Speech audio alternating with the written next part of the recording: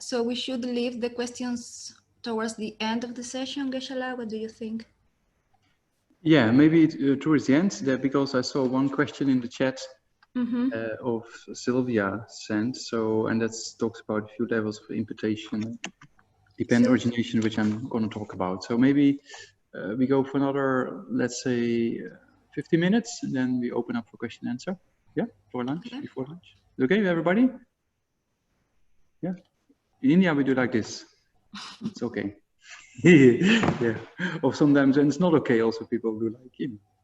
But yeah. I still have that habit a little bit. You know, habituations build up right after time. So I spent half my lifetime in that country, a very precious time in the monastery. Yeah, so I traveled sometimes to His Holiness teachings in India as well. And then, yeah, you get used to, you know, certain habits. Yeah. All right, everybody ready? Finish the coffee and tea and juice or biscuits or both or everything. Yeah. Yeah. So where are we? We are in the Vajra-cutter Sutra. And well, we talked about, you know, that the Buddha, the structure of the sutra is not that clear, right? Because there's a discussion, you know, between the Buddha and Subhuti, right? So, but the structure you can, if you read the commentaries, then it becomes a bit more clear. Because the sutra by itself, if you just read it in the first reading, I think it's not that easy to get all the meanings, right? So you have to depend on commentaries. So I thought just do one day today, because you can spend, of course, days or weeks if you want to on the sutra, right? One page a day or something. So yeah, can. But I thought today is just kind of an overview. At least you get a little bit idea what's going on for those who read the sutra. Yeah. So because the commentary itself, the commentary I used, is about 80, 90 pages. You know, but it's very clear. I mean, if you know Tibetan, it's not translated in English, but yeah, completely. But yeah, so where are we? We talked about the structure of the sutra. It starts with the two bodhicittas, right? Conventional and ultimate. Yeah? So conventionally regards with the different types of beings in accordance with the different types of birth. Yeah, like born from a womb, egg, heat, moisture, or spontaneous, yeah, kind of in a miraculous way. So focus upon sentient beings generating bodhicitta. After having generated bodhicitta, how to train in the 6 perfections. Yeah, then we also talked about that those 6 perfections, especially take the example of the act of giving, should be seen all in the nature of interdependence, right? So that's how the Buddha explains that everything is in nature of independence. And we saw an incredible example from Alexander already that, you know, his device didn't work. So that means if his device exists from its own side, it will never break down, right? But it is dependent on cause and conditions. So that's why things break down. But it doesn't appear like that. That's the problem, right? So that's what we talked about. How things appear, we have to examine. Yeah, we saw that the I appears in a particular way, and my this, my that. The objects appear in a different way. So that means there's an apprehension or there's a kind of holding on or grasping at things exist inherently from their own side, right? Our body, our mind, the self that arises, as well as the objects, you know, they arise in that particular way. So based on that, Prasanga says, you have to eliminate all afflictions together with the seeds. And the seeds are this kind of apprehension of concrete true existence or apprehension of inherent existence, right? So by the power of those aspects, everything is been building up. And that's why these emotions or destructive emotions become stronger and stronger and stronger. And they take over because we believe the I exists inherently. Then the objects of mine, computer, my this, my that, we believe to exist inherently. And then all these afflictions build up, right? So that's why in the sutras, it talks a lot about. If you read the Heart Sutra, no eye, no ear, no nose, no tongue, no body, no mind, right?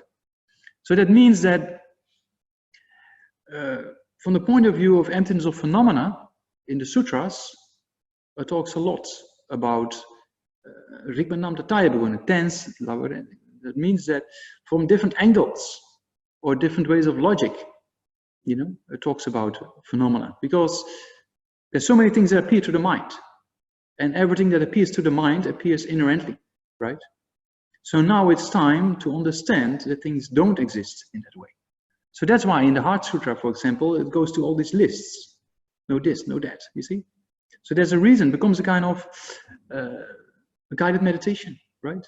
Eye doesn't exist inherently, the ear doesn't exist inherently, and the objects of the eye and ear don't exist inherently. If you understand that well, according to the Heart Sutra, you start to generate a mind that gets habituated to these patterns, right? And that helps basically not to grasp at things as concrete as they appear. You see that? So that's a kind of a helpful tool. So that's why the Buddha in these conversations in the sutras has a lot of these repetitions as well. You know? Yeah. So that's yeah. And then with that particular quotation of Fundamental Wisdom, chapter 22, of where is the Buddha? Where is the Tathagata? That's what His Holiness recommends quite a lot. And then instead of where is the Buddha, just put yourself there, right? I'm not, you know, inherently one with, or inherently different from, or inherently possess the aggregates. Neither do the aggregates inherently possess me. Where is I? You know, if you just think, where is Tenzin Namdak? You call your own name, and where is it? Where is this I that appears? So that's relation with that verse. Yeah.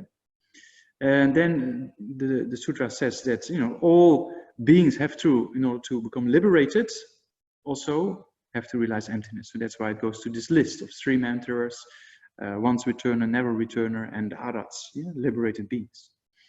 Then it says about the need to abandon afflictions in order to achieve the state of liberation, and in order to achieve the state of enlightenment, right?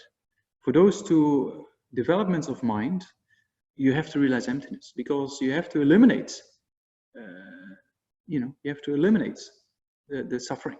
And the suffering is caused by the afflictions, and the root cause of the afflictions is ignorance. So that has to be eliminated. So if you either want to become a Buddha or liberate from samsara, yeah, liberate from samsara by the power of Origination, want to become a Buddha by the power of bodhicitta, in both cases, you have to realize emptiness, right? So then it talks about the need to abandon the afflictions for the purpose of abandoning ignorance, the root cause of all afflictions, right? Yeah. So then the Buddha said he himself did the same.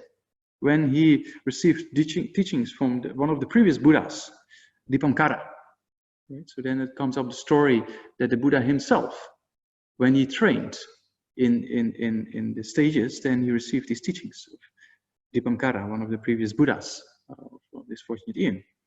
And then he achieved the 8th ground, or the 8th bhumi, yeah, and had got a prediction for his enlightenment. Yeah? So that means if you highly developed, then the Buddhas can give a prediction, you know, when you will become a Buddha and what your name will be. So that's what Dipankara says, you know, in the future you will be the Buddha Sakyamuni, right?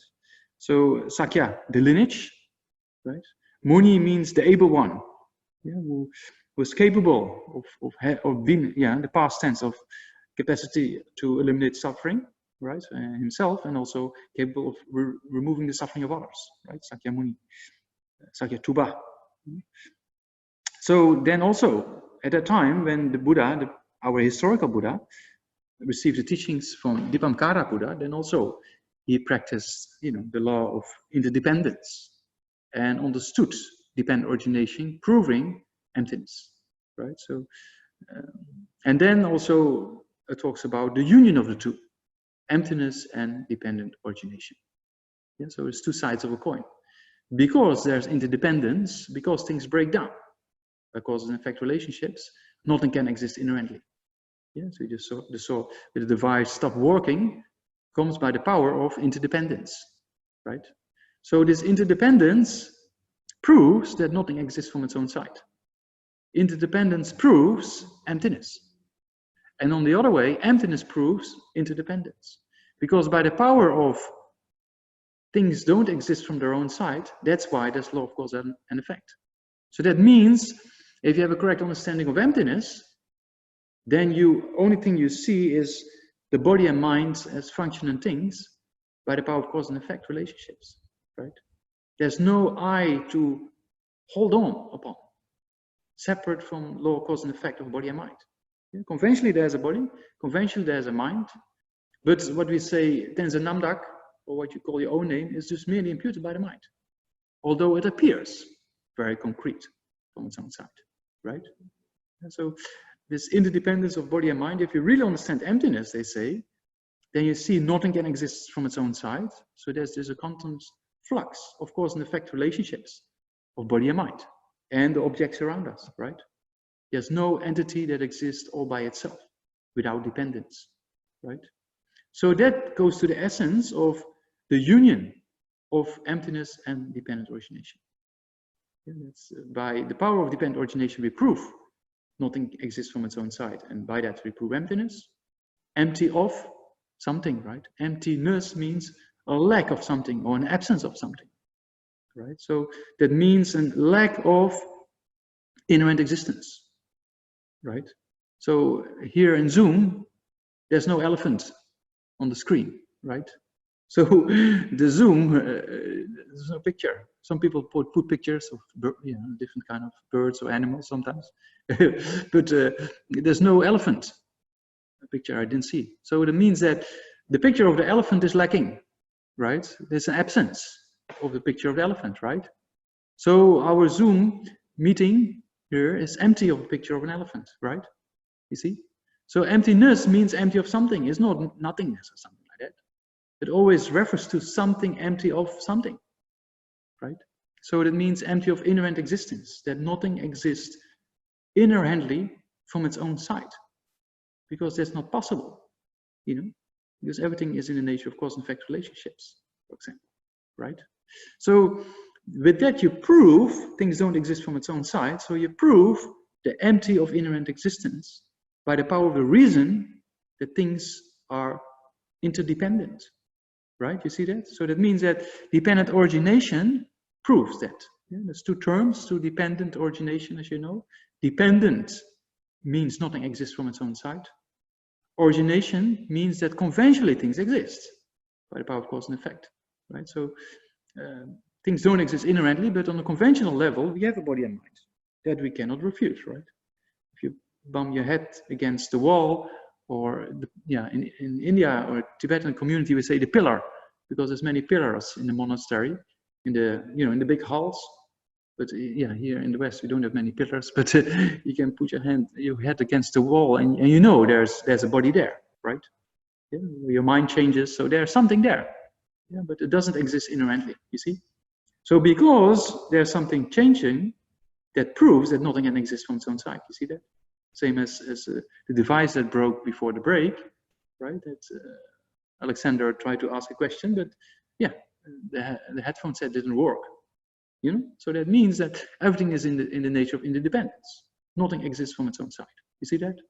So then the Buddha says because he got his prediction from enlightenment from Dipankara, right? One of the previous Buddhas. So that means giving a prediction means in the future, by the power of cause and effect and conditions, this and this comes about, or can come about, right? So so then you talk about interdependence in the text. And interdependence, you can explain in different levels. Yeah? Cause and effect relationship. Yeah? As far as the most easy one to relate to. Or things that exist by the power or have the dependence by the power of parts and a collection of parts. Right? It's also present in Chandakirti's sevenfold reasoning. You know that.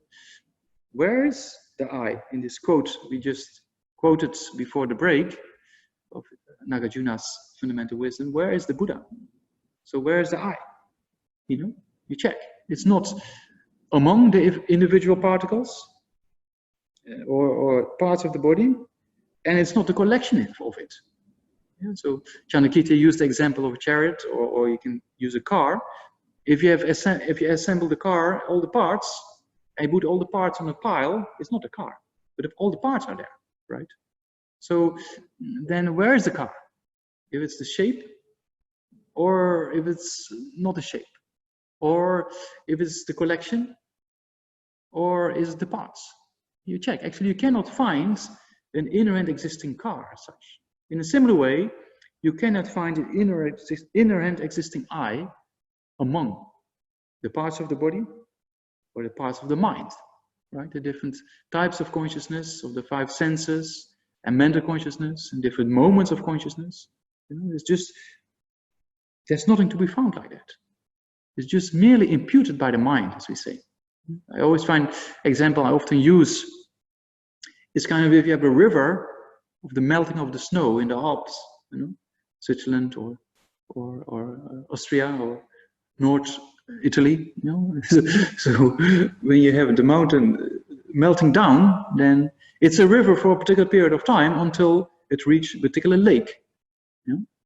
So when it's in the lake, it's not a river anymore, right? So you have these water molecules from the melting of the snow going down. So at a particular time and at a particular place, we say, oh, this is what we designate, or this is what we label a river, right? So you can see there's no inherent from its own side existing river as such. It's just a label based on a temporary kind of place and time. Same in quantum mechanics, when you try to look for where the electron is, it depends on when you look and where you look, right? Time and place. It's very similar. And it's just merely imputed. Right? So that's the third level of interdependence, right? So we have one level of cause and effect relationships. Then we have a level of parts and a collection of parts. And then we have a level of merely imputed by the mind. So the last one is the most difficult one to be understood. To really understand that well, you have to have a very good understanding of emptiness, or better realize emptiness, of course. Right?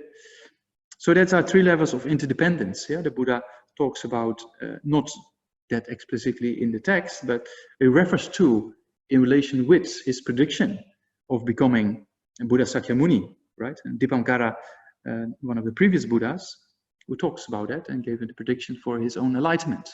And then he said, because of interdependence of the Buddha, and as well as the Buddha fields, right? And also in the sutra talks in between the lines a little bit about the creation of these Buddha fields, that also that comes about by cause and effect relationships.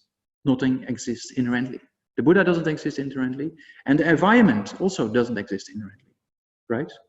So the environment of the Buddha fields, or our environment of the impure realms, also doesn't exist from its own side, right? Yeah, so that's how the Buddha goes over to that. And then it talks about the benefits quite a bit. Sometimes the sutra talks more about the benefits than actually about the emptiness itself. It's just very skillful means of the Buddha to prepare sentient beings. Yeah, so it talks about, in the beginning of the text, it talks about if, the river Ganga, the river in India, North India, Ganga. So it's a very holy river, but some people, they swim in there. But some people, they don't like to swim because all corpses and kind of things in there. It's kind of one of the most heavy polluted rivers, they say, but it's very, very precious according to certain people. But yeah, it's a very interesting place. Ever been to Varanasi? It's a very moving place because you learn so much there. It's very, very spiritual place and very good for contemplation on death and impermanence, because you see every day hundreds of people, corpses being burned. It's very, very moving for a very good teaching on impermanence. Anyway, so there's the river Ganga, which is very big and long. So you think all the different parts of sand in the river. That's just an example the Buddha uses, right? That all the different parts and of the sands of the river, they're huge in number. That's what it talks about, right? So if that takes the aspects of jewels or precious things, right, and you offer that to all the Buddhas, then the merit accumulated, isn't that amazing? He asked Subhuti, and then Subhuti says, yeah, that's amazing, But all those things, that accumulation of merit, with regard to just reading just reading one verse of the sutra, there's no comparison, the Buddha said. And then later in the text, it even goes to the extent of, you know, if people offer the bodies or parts of the body, you know. So for us to offer, if I ask you, please give me your finger, will you do that or not? So for the Bodhisattvas, they've been asked sometimes, you know. So there's all these stories. So that means, I mean, it cuts down that our body is more precious than money, right? Or not? Right? So that's the example the Buddha gives, you know. So to give away money, we can do to a certain extent, you know. But to give away parts of your own body when you're still alive, you don't do that easily. Maybe cut your hair, but that's it. Give your hair away. You can do that in India. There's one holy place in Tamil Nadu where people cut their hair when going inside the holy place as kind of initiation, and then all the hair has been collected and they sell it, you know, for making wigs and all kind of things. But yeah, but to give away part of your extra body, you don't do that easily, right? So that means if you be able to do that with regards, you know, that's an incredible hardship. That, and in relation to, you know, austere practice, in relation to reading one kasa verse of the sutra in this time of the present time, the time of the 500s, with reference to 2,500 years after the Buddha's passing, then just reading one verse of the sutra, it says it's more materials, it's more merit accumulated. And why is that so? Because it talks about emptiness. And emptiness is the cause for stopping samsara. And dependent origination, proving emptiness, helps us to stop this course of samsara. Right?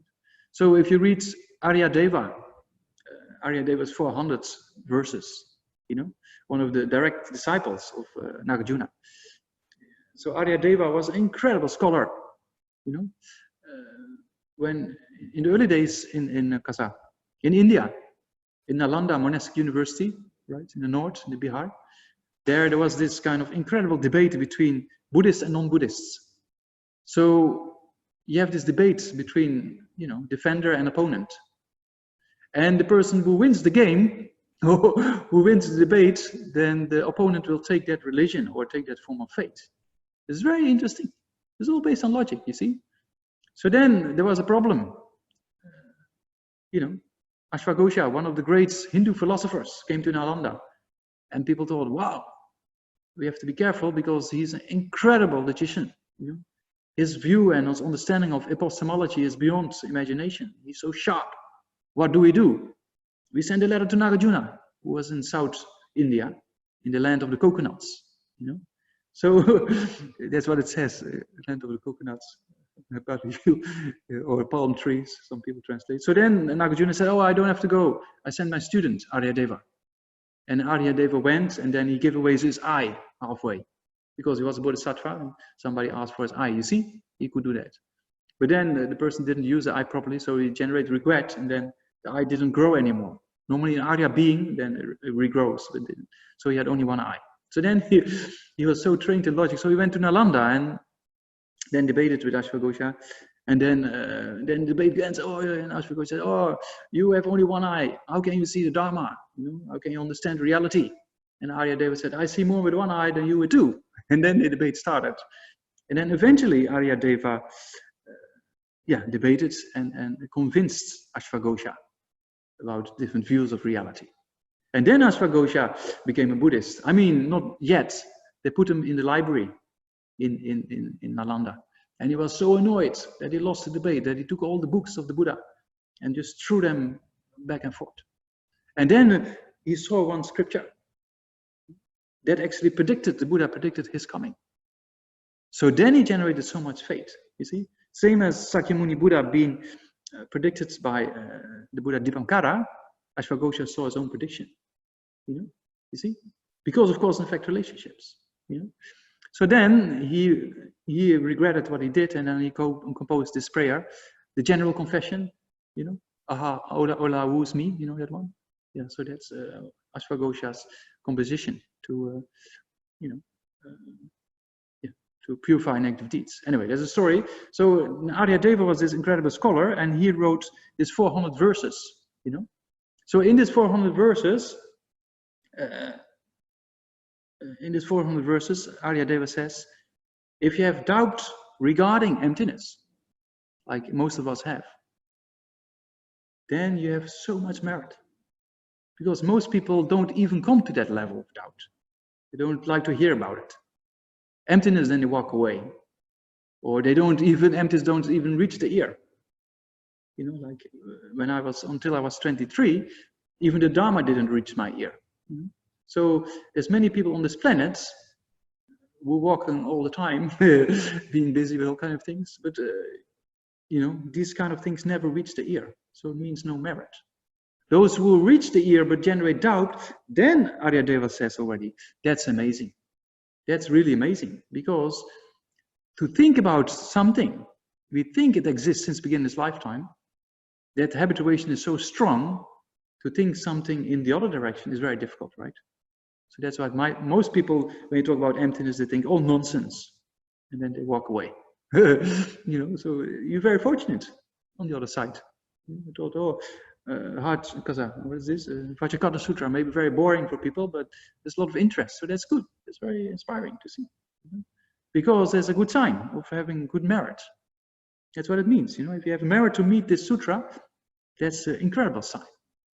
So then there's a sign you can progress by the power of putting some effort. So very fortunate, you know. So then Aryadeva says, if you have this doubt, that's the starting point of examining the existence of emptiness or ultimate reality. So it's very inspiring for us to know. And that's why it says in the sutra, astonishing, the Buddha said, you know, most astonishing. If you see the correlation between emptiness and dependent origination as supporting each other, that's the most astonishing thing. It says here, but also in many works of Nagarjuna, in Ratnavali, for example, also talks about it. In Three Principal Aspects of the Part, as you know, it talks about it. If you see those two as supporting each other, then you have found the understanding or the intent of the Buddha, right? So it's very fortunate. And so we're very lucky to have these commentaries, you know, by Arya Nagarjuna, by Aryadeva, by Chandrakirti, and then modern scholars like Lama Tsongkhapa. Without those scholars, it's very difficult to really understand the Buddha's intent. You know? So we're very lucky to be born at this time that those teachings are available, as well as transmissions, explanations, and then this realized being like His Holiness Lama Zopa Rinpoche is amazing. So then the Buddha, after talking about his own prediction and talking about seeing interdependence and emptiness as proving each other, and based on his prediction, then he says also, goes back to the time when he was a Bodhisattva and he practicing patience, right? So another perfection he mentions. And then he says, when my legs, it doesn't say legs, it says limbs of the body, when they were cut by the king, I didn't generate anger. You see? Why? Because I saw everything empty of inherent existence. You know? So why was he cut? Then it doesn't say in the sutra. But the king thought he was sleeping with the king's wife, but it was not the case. But still, the king was so angry that he cut his limbs, or parts of the limbs, maybe a hand or something, or two hands, or so he didn't generate anger at the time. You know, he said, because I saw everything as empty of inherent existence, or empty of true existence, the Buddha said. You know, so that proves if you see emptiness, afflictions don't arise. You see, as His Holiness Dalai Lama often says, that if you contemplate emptiness for about 16 times a day, right, it looks like afflictions don't arise. You see, because if you understand emptiness, then these concrete concepts of reality, my computer, my this, my that, if that is not there, then those afflictions of anger, attachment, jealousy, pride, you know, they don't arise, right? Because they need those building blocks, you see? So that's what the Buddha said.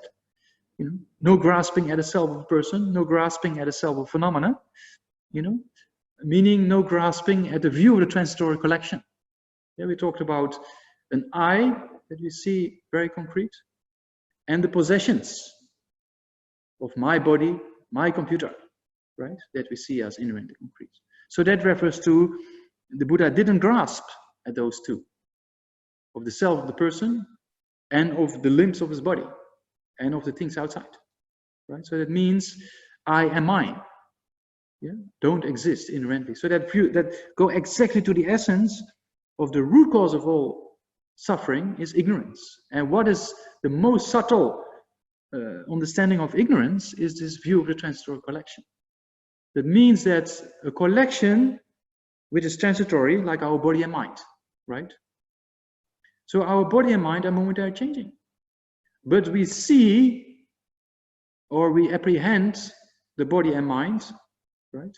And then we think there's something that exists from its own side, we call a self, right? So that's the view of transitory collection. And that's the root cause of samsara. And that's the root cause.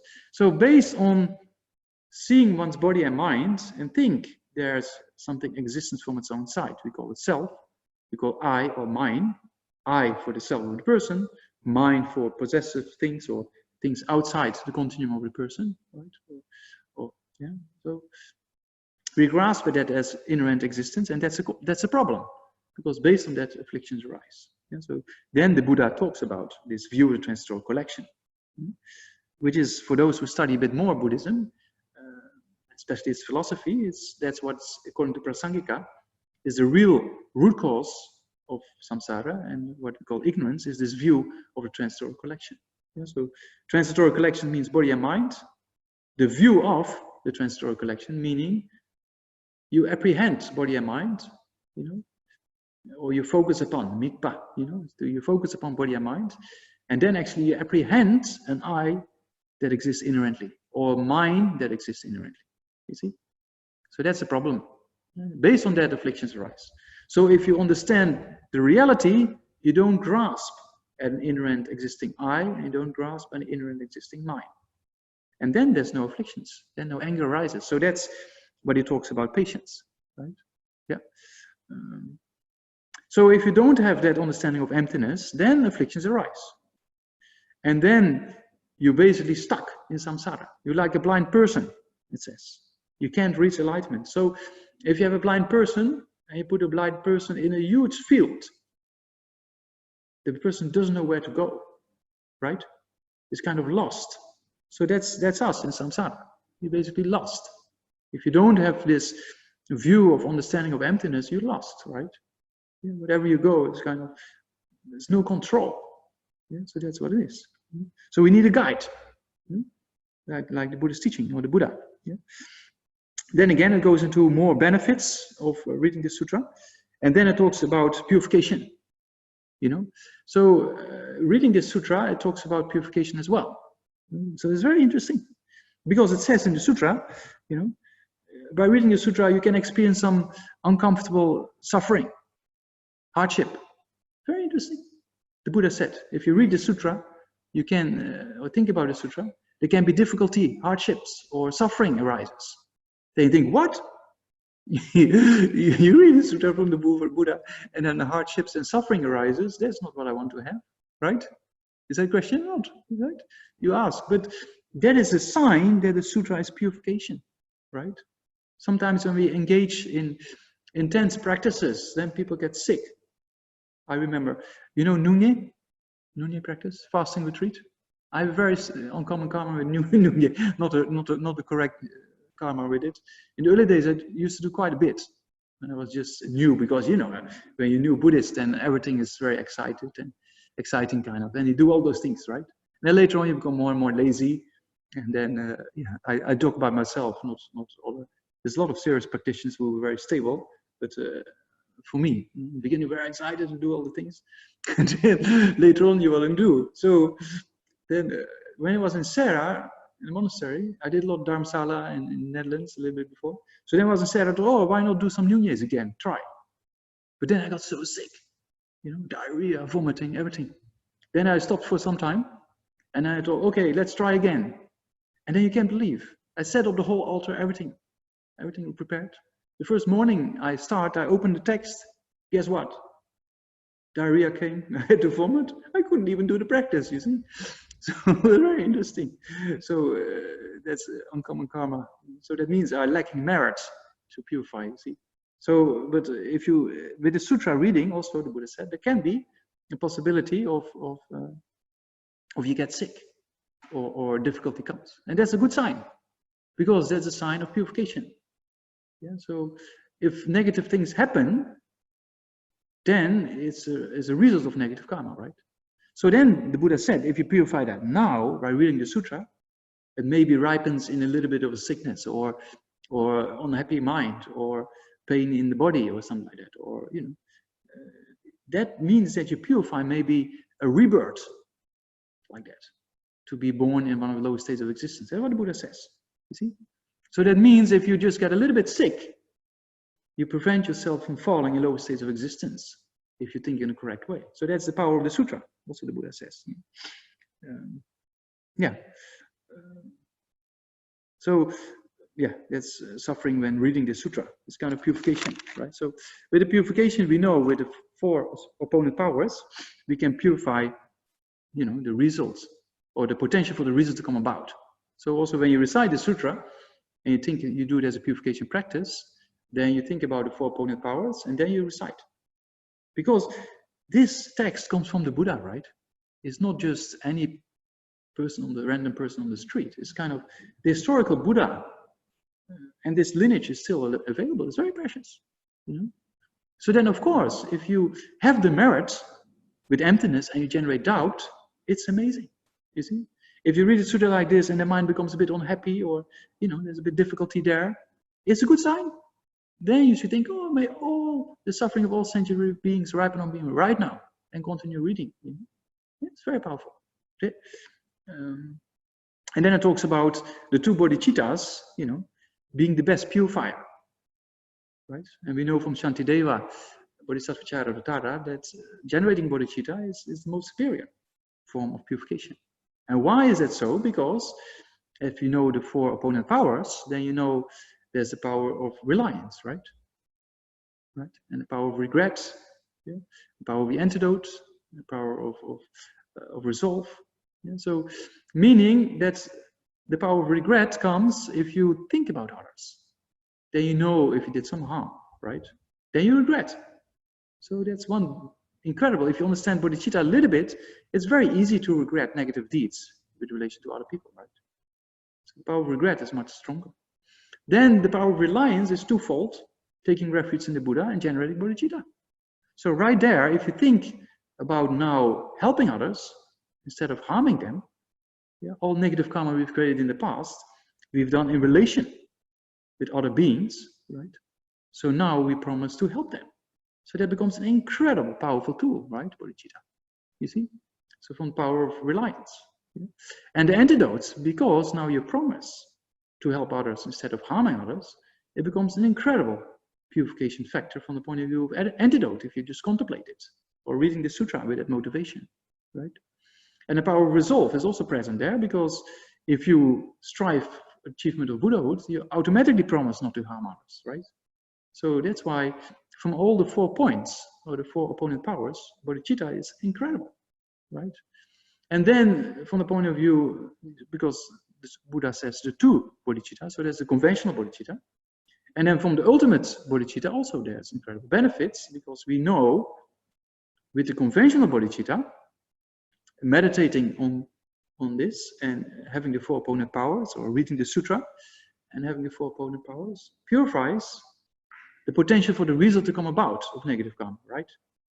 But the seeds cannot be taken away. The seeds can only be taken away by direct perception of emptiness. So that's ultimate bodhicitta. So that's why the Buddha proves, that by reading the sutra, things will purify, because the sutra talks about those 2 bodhicittas, you see. It talks about how to generate the conventional one, as we started off with the talk this morning. And then it also talks about ultimate bodhicitta, of the 3 rounds of giving, being empty of ignorant existence, right? It's Buddha's prediction in the nature of interdependence, and seeing the bodies of a Buddha and the pure lands coming into being by the power of interdependence, proving that nothing exists from its own side, right? So that's talks about both bodhicittas, right? The sutra. That's why it's a very powerful purification practice. Some people get a commitment from Dhamma Sopa Rinpoche to recite 10,000 times or something like that. I think the Geshe who requested Rinpoche in Dharamshala, he also had this commitment, and that's why Rinpoche gave the lung to Shita. And the old Gompa still. Now we have a new beautiful Gompa. In early days was an old Gompa. Yeah. So yeah. Yeah. So yeah. So the two bodhicittas. Then all the things, the qualifications of the Buddha, you know, the major minor marks, all arise from the power of dependent origination. Nothing exists inherently. Yeah? And then the text talks about the 5 wisdom eyes, right? So the flesh eye, you know, there's the kind of clairvoyance when you can see all subtle and coarse forms in the different world systems, right? And then the divine eye. Yeah, divine eye means you can see birth and dying of the stages of birth and dying of sentient beings. It's kind of what we call the divine eye. So understanding, you know, where a person is being born, and you know, for us ordinary beings, it's very difficult, right? We see the corpse and that's it, and we don't know where the person goes or the consciousness goes, right? So, but yeah, the Buddha or some people with clairvoyance, have the divine eye, they can see that. And then the wisdom eye. So the wisdom eye is kind of uncommon aspect of seeing all forms of selflessness, according to the schools of Buddhist philosophy, the more subtler one and the coarser ones, right? So there's the wisdom eye. And then the Dharma eye sees all conventional aspects of reality directly. So the Buddha has this unification, or can see all phenomena, conventional, ultimate, directly with one consciousness. So it's very impressive. Yeah. So that's why the last one, the Buddha eye, or did I say Dharma eye? Yeah, I said, you know. So the Buddha eye is kind of to see the two truths directly. So the first 4 wisdom eyes, so to say, depends on how you define them. They can also exist in other beings, but the Buddha eye is, yeah, seeing the two truths directly is only in the continuum of the Buddha, right? So then the Buddha talks about those 5 wisdom eyes of the Buddha, seeing or having these kind of types of clairvoyance, and also says they don't exist inherently. Yeah, those 5 eyes, because for us, same thing. There's a zoom screen, there's an eyeball, and the optic nerve, and all kind of things related, and there's the eye consciousness, right? There's 3 things that interacts with each other in order to produce an image, and we can understand, oh, this is this person, or this is this person, oh, this person is also there, you know? So that means that by the power of many causes and conditions, there's perception, right? And so also the object doesn't exist inherently, the eyeball doesn't exist inherently, the consciousness doesn't exist inherently. Yeah, so that also proves, by going over these 5 wisdom eyes, the Buddha proves the law of cause and effect, relationships, you see? And then again talks about the benefits and the causes in that same way, how to create the causes for the form bodies of a Buddha, right? And then yeah, talks kind of more about the benefits of hearing, contemplation, and meditating on these things. Yeah, so there's a distinction of how to develop the wisdom that comes from hearing, the wisdom that comes from contemplation, and the wisdom that comes from meditation. First, we have to analyze, get an instruction or explanation, right? Then we have to contemplate it or discuss it. Yeah, we have to analyze if it's true or not. The Buddha said, don't accept what I'm saying out of respect for me or out of reference for me because I'm a famous person. No, you should analyze, check, like a scientist. So that's the analytical aspect. And then when you come to a conclusion, you focus on that conclusion, right?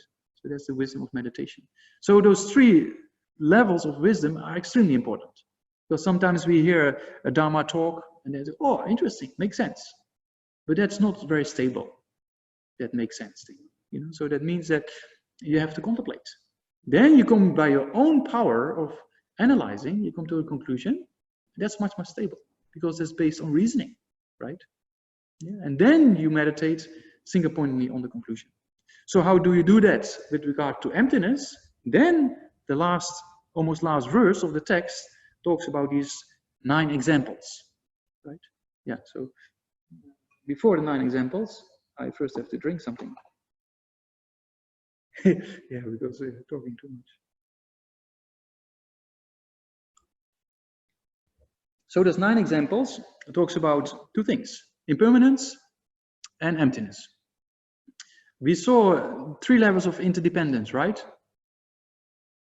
Oh no, yes, no. Yeah. So the first level was cause and effect relationships. Yeah. So those in relation with impermanent phenomena. Yeah, it's for us easier to relate to. So if you understand impermanent phenomena well, if you really understand law of cause and effect well, then automatically it will break down grasping at inherent existence, right? Right?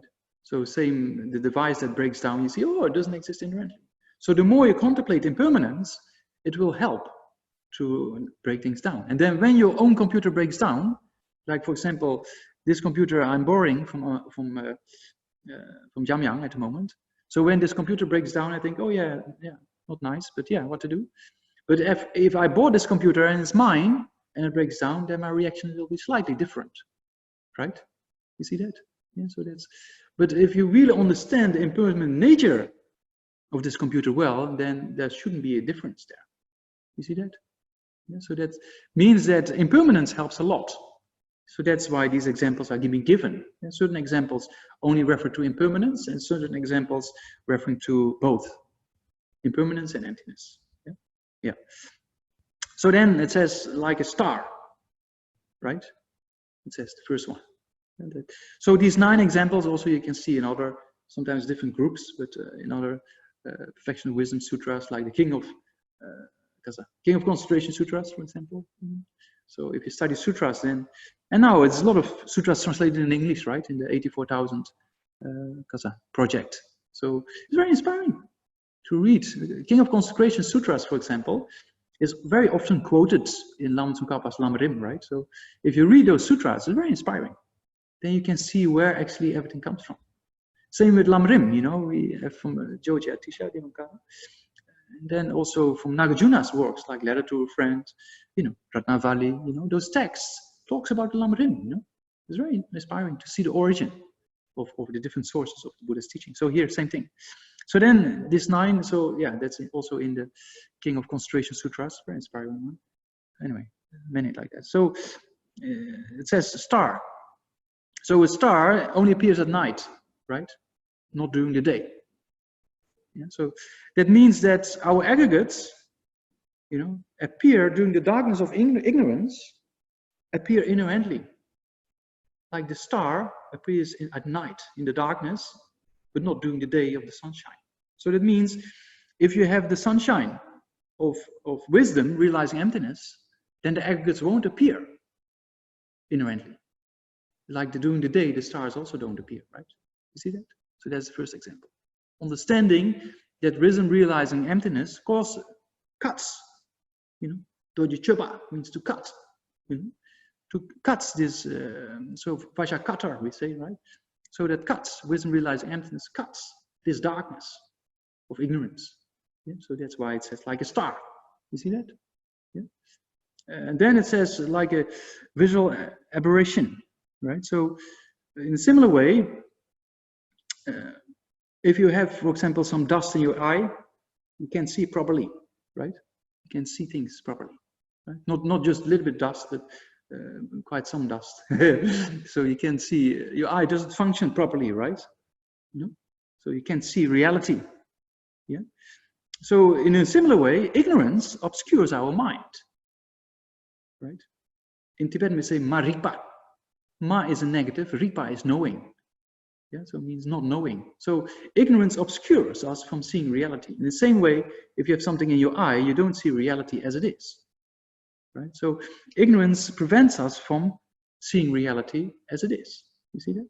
Yeah. Or cataract in the eye, you know, it prevents one from seeing the reality. So when it's being removed, then we see things again clearly. On a few of my own teachers, they got operation. They say, "Oh, see so much more all of a sudden." It's very interesting, you know. So it means ignorance prevents us from seeing reality, right? That's example number 2. Yeah, so yeah. Then example number 3, the flame of a butter lamp, right? So a butter lamp is supported by a very thin wick, you know. So that means you burn it, and then it dies out, or an incense stick.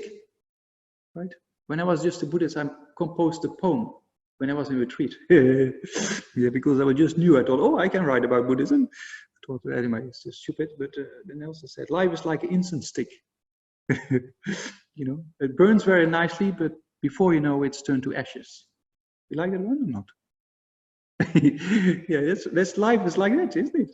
It's kind of, it burns and there's a nice smell. Then before you know, it's gone, and it's just ashes is left. Katam, we say in India, finished, pas, end. So yeah, it was in my first retreat. After that, I never wrote anything anymore. Yeah. But yeah, so this butter lamp is very similar. You know, it burns, it's a very nice flame, but then before you know it, or a candle, right, it's gone. It's gone. Right? Or when you walk, yeah, anyway, there's many other examples you can think about, but yeah, keep it to the point. Yeah, you see that? Yeah. That focus upon impermanence.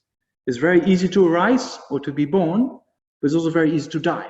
It's just a matter of walking towards death. Yeah, we know from the Lamrim that death is definite, and that the time of death is uncertain, right? So it can happen any time.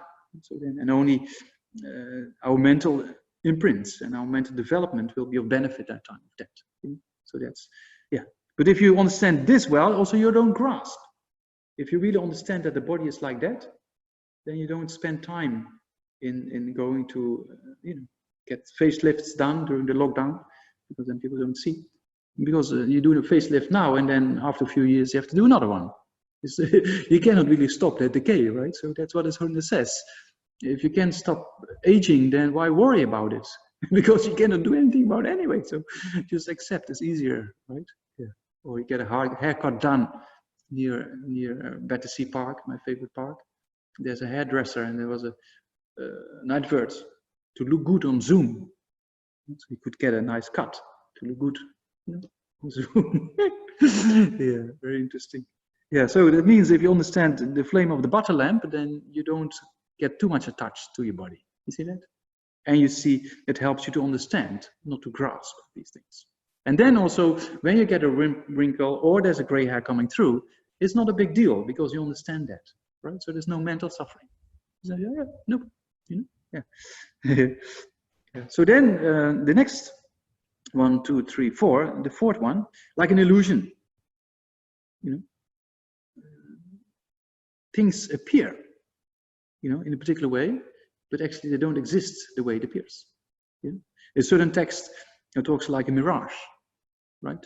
In the Concentration Sutra, King of Concentration Sutra, for example. So that means that it looks very concrete, how the eye appears, almost that you can grasp it.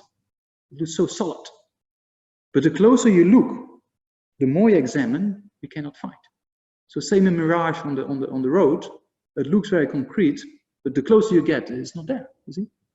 Yeah, so illusion is the same thing. Things appear inherently, but you know, when you examine, it doesn't exist the way it appears. So the same with the eye. It appears very concrete, but if you analyze, it doesn't exist the way it appears, right? Yeah. Then like a dewdrop. You know? If you have a plant in the early morning and there's some dew on it, you know, disintegration comes very quickly. You know, as soon as the sun comes, very tiny drop, just evaporates, it's gone. You see? So that's not it's even quicker than an incense stick. You see that? Yeah. I mean, depends how long the incense is or short. Yeah, but yeah. So that's also with the dewdrop, same thing. Or sometimes I find it always very beneficial if you walk to a park, as we do sometimes, and then you see a leaf falling from the tree, you know, or a flower like here also, like this is fall.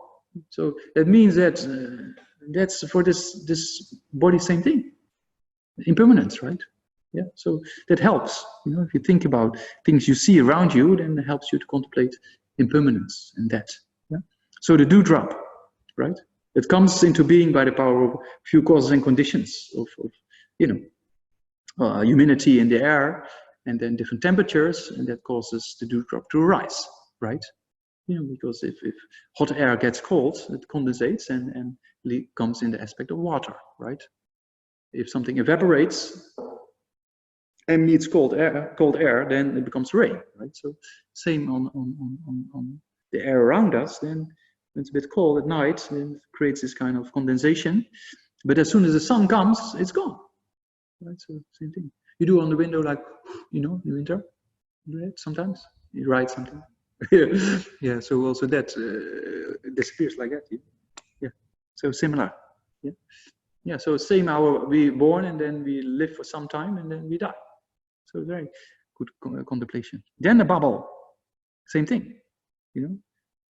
In Nagarjuna's Ratnavali also talks about, and then in Foundation of All Good Qualities we just read, you know, life's like a water bubble. You know? So also when you contemplate death and impermanence, yeah, one of the reasons of the second root that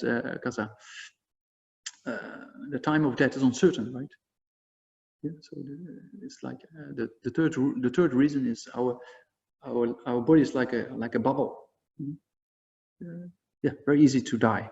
Yeah, so that means, and then the bubble in Nagarjuna's works, it talks about, you know, when it rains a little bit on the pool, then these bubbles come up and then a little bit of wind and they break straight away.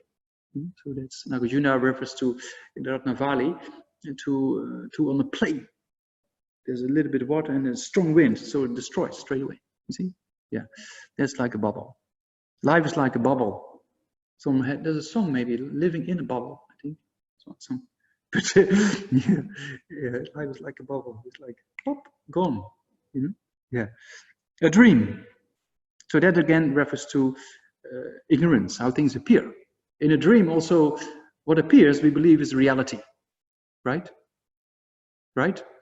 And it goes to extent, like last year when I started reading the news again after 20 years, not really having shown interest in the news. So I thought in London, oh, come on, you're in the West, you have to talk with Westerners, you have to know what's going on. So I read 10, 15 minutes of the news every day.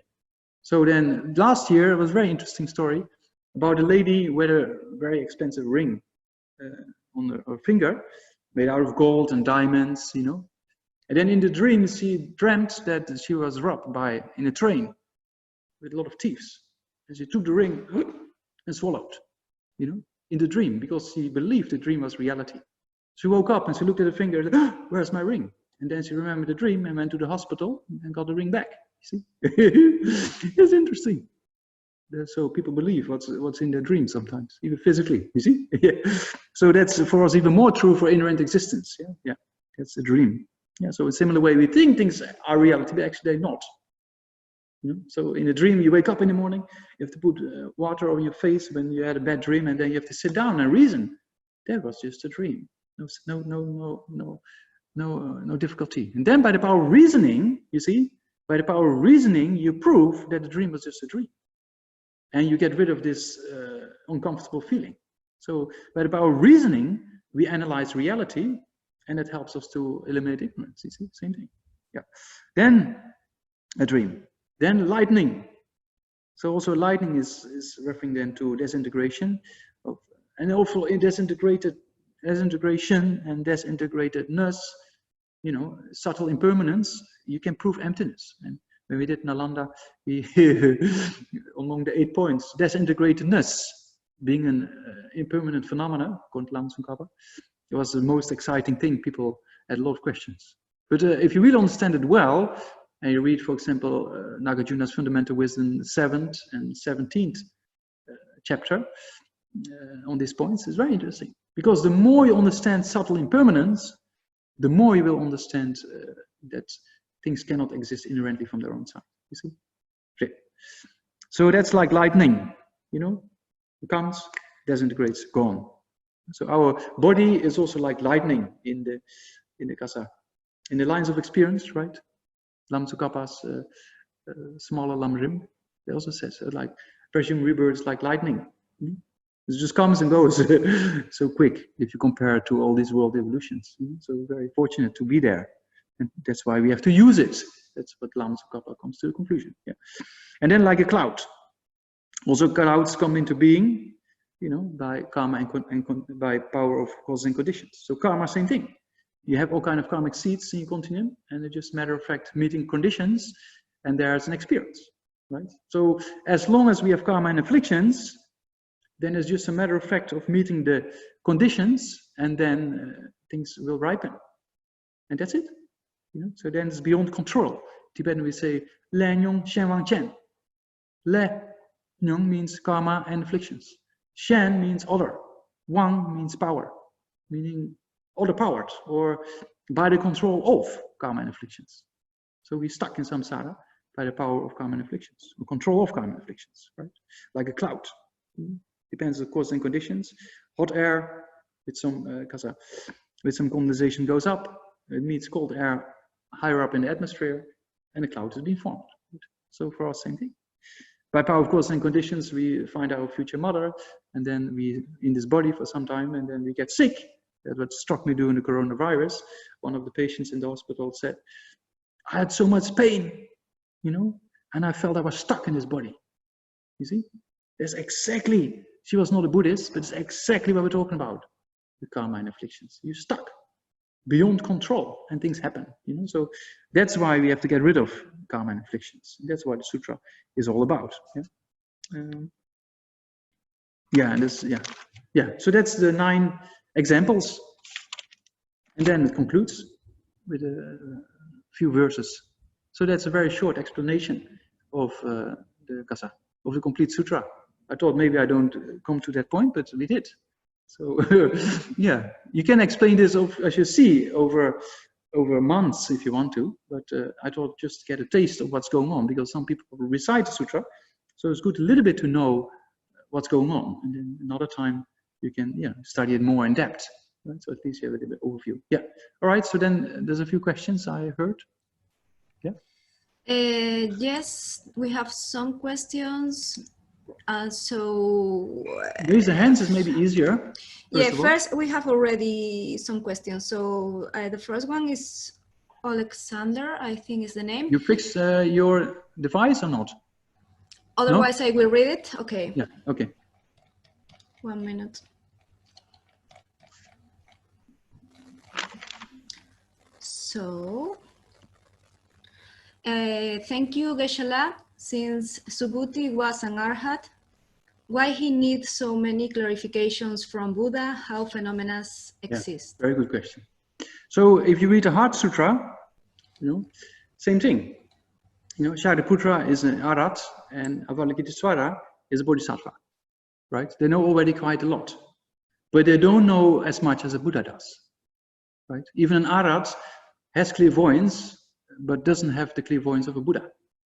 Right, so the Buddha is omniscient, knows everything. We know that from certain stories that an arhat can only see. We talked about those 5 eyes, right? So then we talked about the divine eye, knowing the process of births and deaths of sentient beings, right? So Shariputra, for example, though in this conversation with Avalokitesvara by the blessing of the Buddha, discussed the profound view of emptiness, though they have realized emptiness, but they don't understand phenomena completely as the Buddha does, because the Buddha with one mind can directly perceive conventional reality and ultimate reality. So that an arhat cannot do. So that's why still, in order to become a Buddha as an arhat, you still have to train. And that's why the skillful means of the Buddha to lead him to the bodhisattva vehicle first, right? Generating bodhicitta. And then, of course, he has realized emptiness before, so then the arhat will go quicker after that. Because he already realized emptiness, right? But to generate bodhicitta is quite a task. So that's how it starts. Yeah.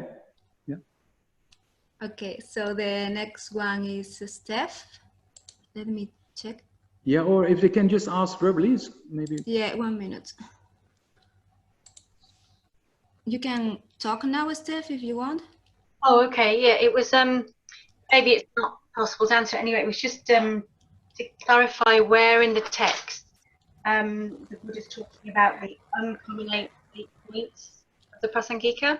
Yeah. Just to get some, orientation. Yeah. Within the text. Where it talks about Prasangika, you asking? Yeah, just I think it came somewhere after where he's talking about karma and emptiness, and then that's when you start to talk about that the Buddha is at this point talking about the Prasangika's view. Yeah. So that is in relation with, we have the same copy on page number 9. Then he talks about the stream enter, once returner, non-returner, and the arat. Yeah, that they have to realize emptiness of phenomena as well. And that is referring to the Prasangika view. And in the commentaries, then it refers to the uncommon affliction, as been explained in the Prasangika. And because that being the case, then also those who become an arat, they still have to realize this view in order to be liberated from samsara, being caused by these afflictions, which are uncommonly described in the Prasangika view, or that things are being apprehended in an inherent way, but they don't exist in that way, right? Because in accordance with lower schools of Buddhist philosophy, of Svatandika and below, they say in order to become an arat, you only have to realize the selflessness of a person, right? Yeah. So then here, because in the Madhyamika philosophy, there's one of the 8, I don't know, you were there in Nalanda, maybe not? No, I wanted to, but I didn't get there. So then one of the points, one of the points talks about that all Sravakas and Prachekas also have to realize emptiness directly of persons as well as phenomena. And then they quote from different sutras. But also here in this particular sutra, you can see the proof, because there it says stream enter, once returner, non-returner, and arat, all those 4 which belong to the hero vehicle, right, the Sravaka, they still have to realize emptiness of phenomena. You see that, Steph? Yeah. Is this number around? 5. It starts on page number 5. Yes, I mean, is it this? The goal. What do you think about this? Does a stream enter think I have attained the result of a stream enter? So then it talks about those points. Yeah. Yeah. Mm-hmm. But to get it really clear, then grasping. It says grasping as a sentient being, grasping as a living being, grasping as a person. Yeah. So grasping as a person refers to the self of a person. Okay. Grasping as beings and living beings, or on beings and living beings, the self of phenomena. Yeah. Okay. Thank you. I don't have to get too. Yeah, but you have to depend on the commentary to know that then why it talks in that way, because it talks about the view of the transitory collection, and when we talk about grasping itself of a person, and when we talk about grasping of self of phenomena, and how does that relate to the view of transitory collection. So that's been clearly explained in the commentaries. Yeah. Okay, maybe you could translate it for us one day, the commentary. Yeah, wonderful. Yeah, I have many, my table is full of projects. I'm sure it's overflowing. Yeah. I have other things to do as well. Yeah, I'm working on a few translations, but yeah, there's much to do. Yeah. Yeah, no, it's okay. Thank you. All right. So the next one is Drolma, but I cannot find her. Maybe Drolma, she left. If you are here, you can speak, but I don't see her. Anyway, if maybe she left, yeah. If you are not, no, I will read. So, do we have to back and forth between conventional view or existence and ultimate view of existence in order to function? Conventionally viewing in order to create causes and conditions, but ultimate viewing in order to alleviate delusions arising from inherent existence? Again? Yeah, no, I have it on the chat as well. Yeah, so, okay. Yeah, conventional viewing in order to create cause and conditions, but ultimate viewing, because even if you look ultimately on phenomena, right? So when you meditate on emptiness, at that time, things appear inherently, and you see things are not existing in that way. Oh, Drolma is here now. Yeah, I just, Drolma, you can hear us, I hope. Yeah, it's your question and your answer. So yeah, to start over again. So that means that things appear inherently, and when you meditate on emptiness, you realize that things don't exist the way it appears. So there's this lack or vacuum of inherent existence, right? So Right. when the meditation on emptiness arises, then the only thing that appears to the mind should be this lack of inherent existence. Nothing else. No conventional reality for ordinary being, right? So then when you get out of that meditation, and you see things exist by the power of cause and effect without inherent existence, and inherent existence is like appears, but you see it as an illusion, and you understand the law of cause and effect, then you have the correct understanding of emptiness gained. Right? So, because an ordinary being or a person who is not a Buddha yet can only see one of those two truths directly. We're talking about direct perception, right? And so only a Buddha can do that simultaneously. So then when the meditator meditates and has direct perception of emptiness, only the lack of inherent existence appears, nothing else. Okay. When the meditator comes out of the meditation, things appear because he's not directly seeing emptiness anymore, because he's out of the meditation. So things appear inherently, but by the power of his meditation, he remembers, huh, that's how it appears, but it's just an illusion because it doesn't exist that way. You see? So, yeah. Does it help? So, yeah, well, so we have to see things, because we can only see things as inherently existent because we're not Buddhists yet. We can only see it that way when we're out of meditation. Yeah. So we have to see it that way in order to function in the world. Yeah, of course. Yeah.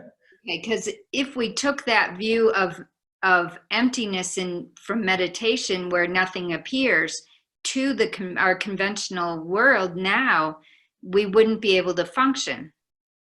You know, that means that when you meditate on emptiness single-pointedly, right, then we're talking about concentration, and we have direct perception of emptiness. So then at that time, sensory perception has stopped, is dormant. Right? So you cannot function, you know, so you cannot function at that time without conventional reality, because it's only mental consciousness is being manifest, right? So when you get out of that meditation, then of course, then we function, and then the senses, they perceive things again, right? So at that time, things appear inherently, but because of the direct perception of emptiness, automatically we don't grasp at it anymore. You see, there's a difference between appearance and grasping. So for us, not having realized emptiness directly, not only things appear inherently, but also we grasp at it. We believe that, right? So then the more you meditate emptiness, you start to, that grasping becomes lesser and lesser and lesser, although it still appears, right? So that's the way to function in ordinary life, is to see, oh, things appear inherently, but it doesn't exist that way. You know, then we cut down this grasping already a little bit. If we cut down this grasping in this way, then these destructive emotions like anger, attachment, jealousy, pride, they will lose their potential to come about, you see? That's what His Holiness says. If you think about, reflect upon emptiness on a regular basis, you see that things are not that concrete, and they will cut. You know, not totally eliminate them, but at least make them less manifest, these destructive emotions. So in that regard, it's extremely helpful. Yes, yes. Thank you. Yeah. Try to contemplate a bit more, because for us to have direct perception of emptiness is very difficult to relate to, right? But if you have a little bit idea of contemplating emptiness, that only the lack of inherent existence appear to that, then after you come out of the meditation, as His Holiness says, things look like, you know, different than before. So that means that although because of our habituation of this grasping, automatically comes, it's spontaneous, right? Yeah. Same when you wake up in the morning, automatically you know how your eye consciousness perceives things. You don't have to put effort in that. Okay. Anyway, yeah. So there's a complete difference between direct perception of emptiness within meditation, because at that time conventional reality doesn't appear to the mind. Yeah? And because of the power of concentration, also sensory perception stops. So then what the Bodhisattva, that's important to know, because the Bodhisattva has to eliminate, in this text it says, right? The Bodhisattva has to eliminate the afflictions. That's why he meditates on impermanence, about emptiness, right? Then he comes out of the meditation and has to work for the benefit of beings. While working for the benefit of beings, like practicing generosity, etc., you should see the person who acts, the acts, and the person you act with are empty of inherent existence. You should see it in that way. That's the Buddha said. You see? So that's how we, on a conventional level, have to act, basically, in accordance with understanding of emptiness. Yeah. Okay. Yeah, so we have the appearance. In order to serve sentient beings, we still have to relate to the appearance from this cause and effect point of view. Yeah. But at the same time, we're holding this view that they don't exist inherently. Mm-hmm. Exactly. Okay. Yeah. Okay. So they, okay. And then you will understand law of cause and effect much better, because then you see those sentient beings are stuck in samsara because of ignorance, right? Mm-hmm. Yeah? And then you can act accordingly, you know, because you have this incredible insight into emptiness, but also you see how things conventionally appear. Yeah? And then the Bodhisattva engaged in the 6 perfections, right? He has to accumulate merit and work for the benefit of beings, practice morality, etc., etc. But all with a discriminating factor that things don't exist inherently. Okay. That's what has been said in no discrimination of this, no discrimination of that. The Buddha doesn't discriminate, right? So in the afternoon, do the text, then I will slowly explain in between the lines a little bit. Then, yeah, it becomes one package. Yeah. Thank you. Okay, welcome. So the next one is Phage. It's around. You can unmute yourself. Here it is. Fine. Oh, sorry. Hi, calling for. I was wondering, what does it mean that the Buddha does not exist on his own side? Does it mean Again? What do you mean when you say the Buddha doesn't exist on its own side? From its own Does side. it mean it's not subject? Sorry? So doesn't exist from its own side mean without dependence? We don't exist without dependence, right? You know, our body, for example, we have to put some food in, we have to put some drinks in, and something comes out, right?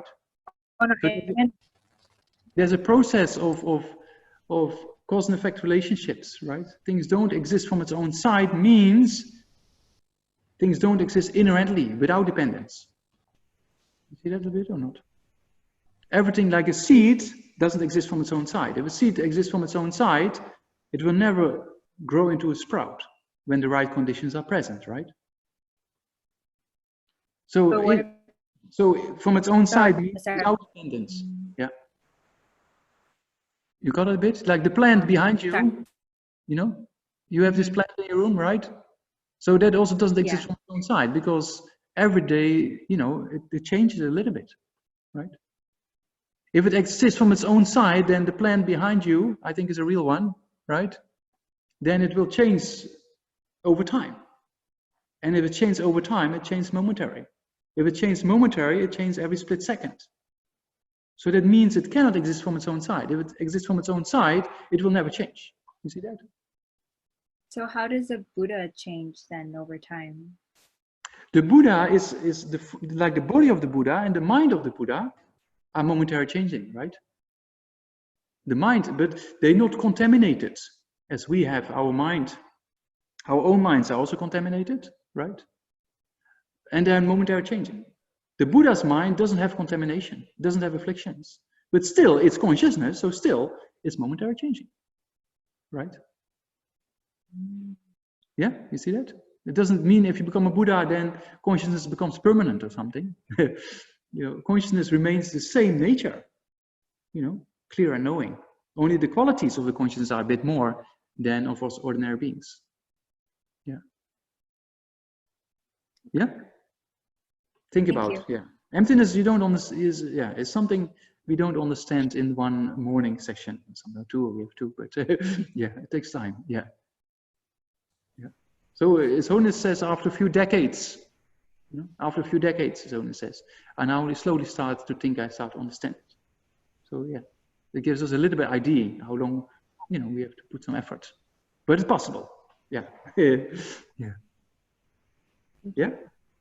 Well, stop or what? We have some more. Some more even. So yeah, so B is the next one. Are you around?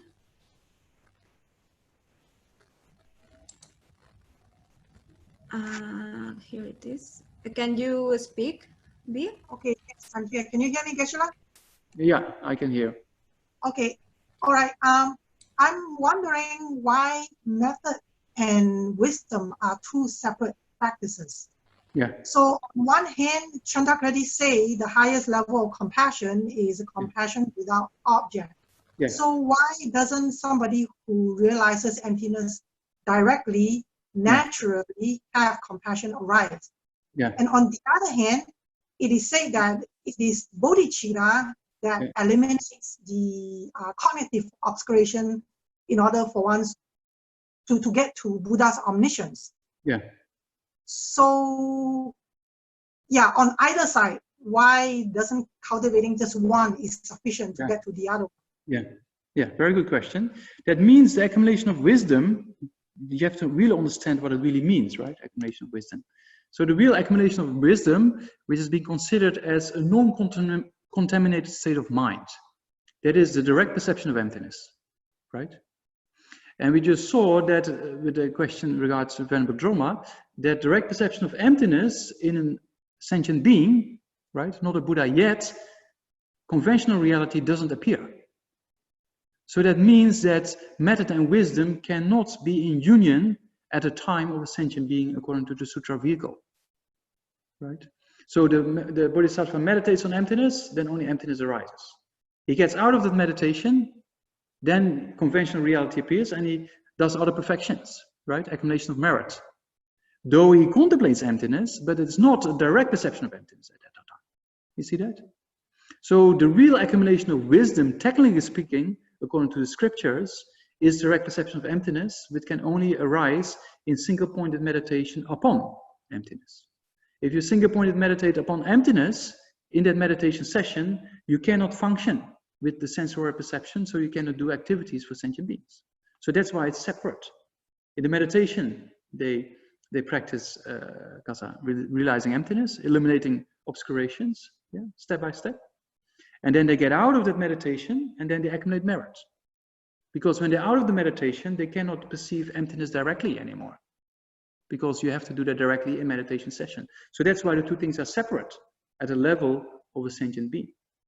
A Buddha has direct perception of both, conventional and ultimate reality with one mind. That's only possible with a Buddha. Yeah. Does it help a bit? I mean, there's a sutra vehicle explanation. Yeah. So if one has the direct perception of emptiness in meditation, yeah. So why doesn't, so after the person come out of meditation, by the power of the previous meditation on meditation, why doesn't that naturally arise in somebody compassion? Why do we separately cultivate compassion? Yeah. So basically, if you have direct perception of emptiness, then you already have bodhicitta, right? On that part. So it depends, first of all, on the motivation of realizing emptiness. If you have motivation is kind of renunciation, want to be liberated from samsara, and that's you motivate, and that's a realization already. So you enter what's called the Sravaka and Pracheka paths.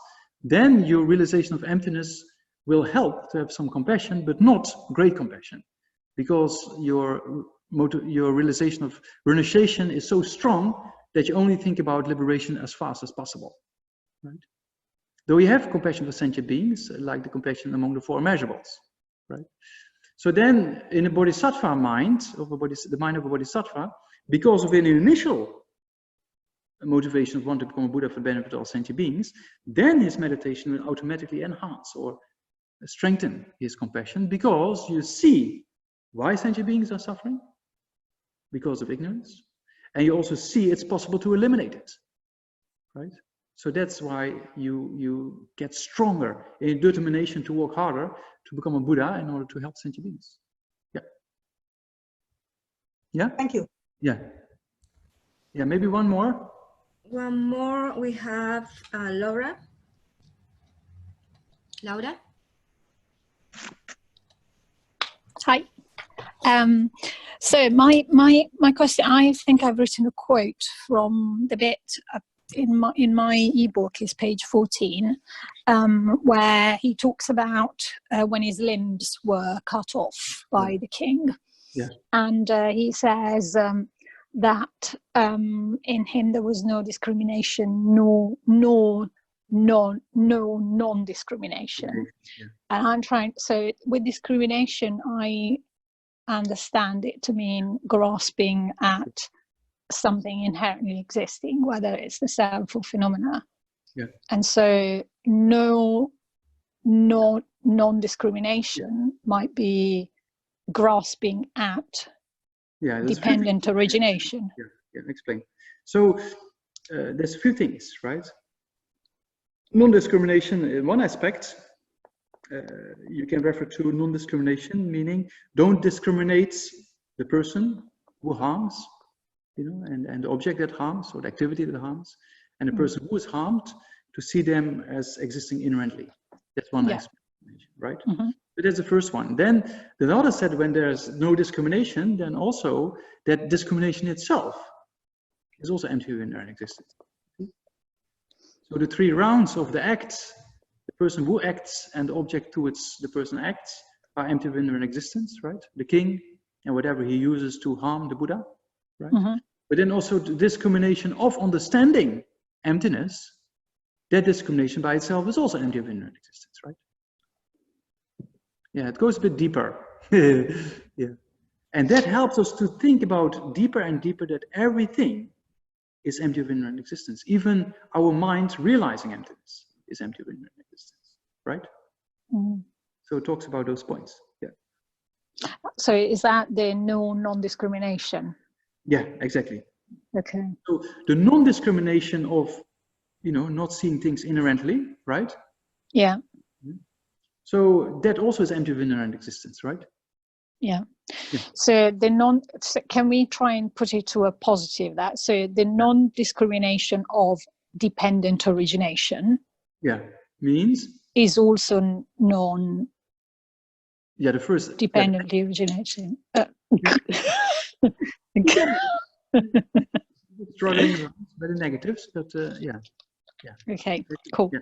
Got it? Thank you. Thanks. One more Maya maybe, and then we stop, because we have to have a break, and then we have to start again at, what is it? 2:30 to finish, because I have nothing at 4. So, yeah. Okay. Yes, it's going to be a bit short this time, Geshe. Thank you. I have a question regarding to, so if we have the mind of a Buddha, right?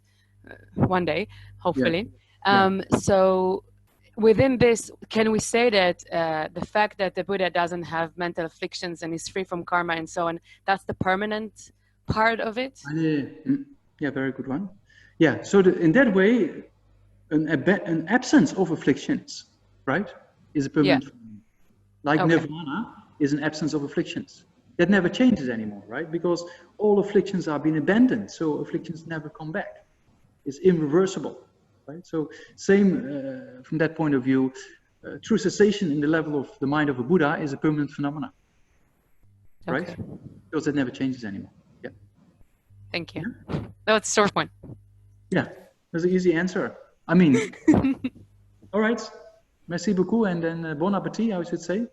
Enjoy your meal, and yeah, then we do the transmission, and or you can just listen and then read through the text. And if you don't also read through the text, it's very fortunate, because to read this text by itself is very precious. So I was thinking, instead of just giving transmission, if you take it or not, so if you then read along with the text, not verbalizing, not making sound, but listening, then yeah, I will indicate a few points we discussed, and then you can relate the things we just talked about with the text. Yeah, it's maybe a nice way to do it. Yeah, so yeah, 1 hour and 5 minutes for lunch. Is that enough? I don't know if people still have to cook, then it's a bit of a hassle, but yeah, then I have to say sorry. But other than that, yeah, try to have something, and then see you again at 2:30 sharp, because I have to finish by 3:40 at the maximum. We'll have some other things. Yeah. Okay, see you soon, and then enjoy lunch, and make sure you have some coffee after lunch, that you're ready for a strong Indian chai or something. Yeah. Okay. Okay. Yeah. See you soon after lunch. Okay. Thank you, Geshe. If you, I will leave the session open if you wanna just switch off the camera. Otherwise, you can leave and come back with the same link. Okay. See us in 1 hour. Hello. I see some people in Italy, right? You too in Italy, no? Yeah. Ale. Somewhere else. Austria. Oh, okay. Okay. Good. All right. Ciao, everybody. See you soon. Enjoy your meal or whatever, wherever you are, whatever time. I don't know, for some people's lunchtime, or maybe not. Okay, see you soon. 1 hour.